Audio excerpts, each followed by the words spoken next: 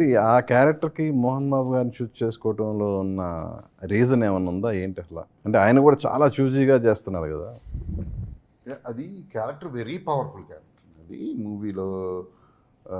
ఎక్కువ డీటెయిల్స్ చెప్పను కానీ, అంటే బయట ఆడియన్స్ ట్రేజర్ చూసి ఒక్కొక్కరు ఒక్కొక్కటి అనుకుంటున్నారు. ఓకే, వాళ్ళ ఓకే వదిలేయాలి కదా, కొన్ని అన్నీ రివీల్ చేయకూడదు కదా.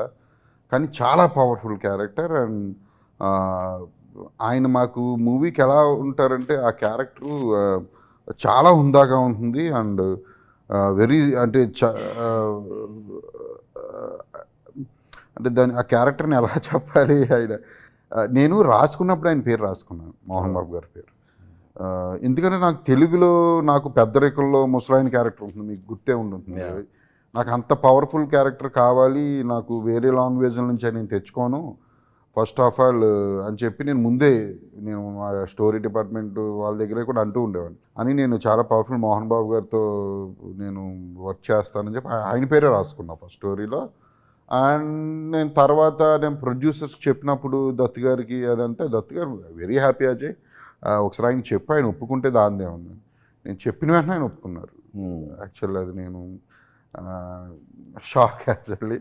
చాలామంది బయట నీకు మోహన్ బాబు అంటే మీ ఇద్దరికి ఎలా అసలు కుదురుతుంది అనేది కూడా డౌట్ ఎక్స్ప్రెస్ చేశారు. అసలు మా ఇద్దరు బాండింగ్ చూస్తే షాక్ అవుతారు మీరు. అంటే లొకేషన్లో సెట్లో కానీ అసలు చూసిన వాళ్ళది ఆయనతో వర్క్ చేయడం నా అదృష్టం అండి యాక్చువల్లీ. ఆయన డైరెక్టర్స్ యాక్టర్ అండి, ఆయన one of the greatest actor in India Mohan Babu గారు.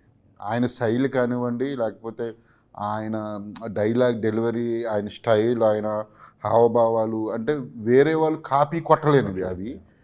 అది అంటే సైన్ ఉన్న యాక్టర్స్ చాలా తక్కువ మంది ఉన్నారు, అందులో మోహన్ బాబు గారు ఒక ఆయన.